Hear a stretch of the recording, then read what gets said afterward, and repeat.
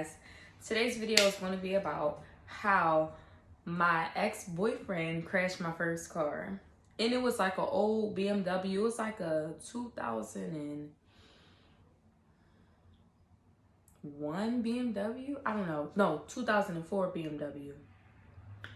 Anyway, I really think the nigga was hating on me. But because when I said, okay, I'm going to just buy me an Audi, he didn't believe me. And I went and bought me an Audi. But anyway, yeah, so we was leaving the movie theater and I just didn't feel like driving because I was just tired and I'm like, yeah, he could drive, whatever. Whole time, I don't even think the nigga had a permit, y'all. I was just being young and dumb. So I didn't really feel like driving. I really didn't. So I let him drive. Mind you, we on the boulevard. He doing good. You know, everybody know if you could ride Roosevelt Boulevard, the way them cars be driving and speeding, and this is before they had the little lights. Yeah. So anyway, we cut down this block off the boulevard, and we go to pull up in his driveway. And he hits the gas so hard going up the curb, the car flew into the brick wall, and this shit got totaled. Now, running it back, his mom was telling me that he was popping Zanies and Perks that night. And that same night before we went to the movies, my dad said, you better not go nowhere with that boy. Yo, I was just getting all these signs not to go nowhere with him. So when I tell y'all, when the car crashed, I immediately got out the car and started screaming and jumping up and down. I jumped my whole body and is laid next to the car like, not my car, y'all, because I'm a brat. Anybody who knows me, like, I can be very materialistic, especially when I was 19. I was very materialistic. And the nigga did me dirty and crashed my car. And talking about something, I love you. I love this girl. When AAA came, and AAA knew that the nigga crashed my car. They could tell. They could tell. But anyway, like, I kind of think he wanted that to happen to my new car because, listen, this is how the devil works. As soon as I got that new car, boom, I met his ass. Like 2 weeks before I got it, actually. And he would always, my dad, since I was a new driver, my dad wouldn't let me drive it like that. And he would always be like, oh, please, can we just drive to Wendy's? Like, he knew how to manipulate my own dad. He was manipulating me, my dad, and he also put his hands on his mom. Like, the nigga was just toxic. And he had sickle cell, so I kind of felt bad for him. And he was, like, addicted to Perks because the doctor was prescribing him Perks all his life, so that's all you knew. But anyway, he crashed my first car. Nigga ain't give me nothing back. Then went and lied to his family and said I crashed it. Like, your dad was just telling me not to let you drive the car. And I didn't even listen. You know why? Because I was 19. This nigga was like 21. So he had a little bit of age on me. But I still knew to let that nigga go after that situation. Because that right there let me know, like, yo, if a nigga gonna leech off of me, whether it be them crashing my car, using my car, or just using me for what I got. So I had to cut the nigga loose because that's what I'm good at. And I was only 19, so you know I ain't about to settle down with a nigga that young anyway. Plus, I was in college. I knew the nigga was bad news. Everybody around me was telling me he was bad news. And I had to let the nigga go after he crashed my car. But that was like the icing on the cake. He had the other things previously. Like, him being on Perks and all of that always just had him spaced out, and always the nigga passed out in my car one time. I brought him to my house. The nigga tapped out at my house, woke up looking crazy. I'm like, I can't do this shit no more. And I was only 19, but I woke up fast. I was only dating that guy for like a month or two, and I woke up.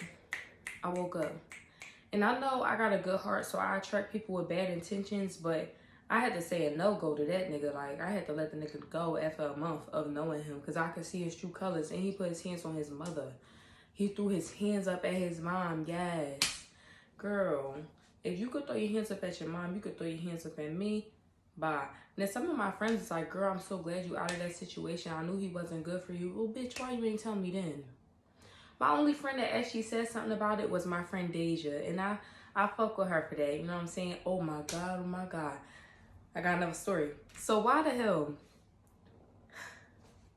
And Deja was with me. So I had let his friend drive my car because I didn't feel like driving or whatever. And he was like, get mad about that because I was at the time I wasn't letting him drive it, and I really wish I never did in the beginning. But anyway, I wasn't letting him drive it, so he was a little jealous. So he ended up getting smart with the nigga. So we went to go drop the nigga off around the corner from my house.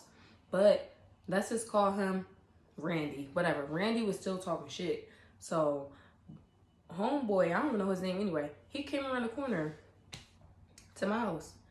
And mind you, the guy that I was dating, he was a little weenie. He goes knocking on my mom and dad's house to try to get in the house to get away from him.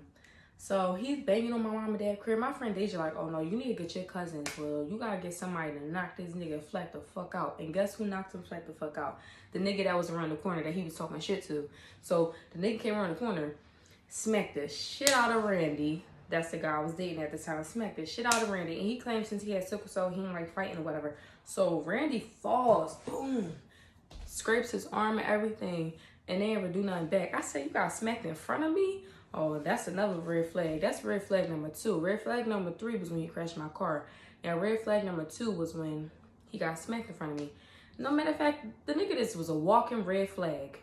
Put his hands on his mom. Getting smacked in front of me like a bitch. And crashing my car like a hating ass nigga. Then, woo! I was so pissed about my car that I went and confronted him. And we got into a little fight. So I come to the crib, his cousin crib. He upstairs shitting on the toilet. I'm like, yo, where's my money?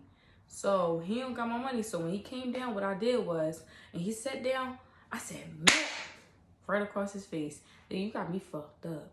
So then I got a ponytail, and I said, don't ever try to grab my ponytail. He goes for the ponytail, y'all. So I'm holding it. And he just swinging on my shit. So he goes in the back of the living room, sits down again.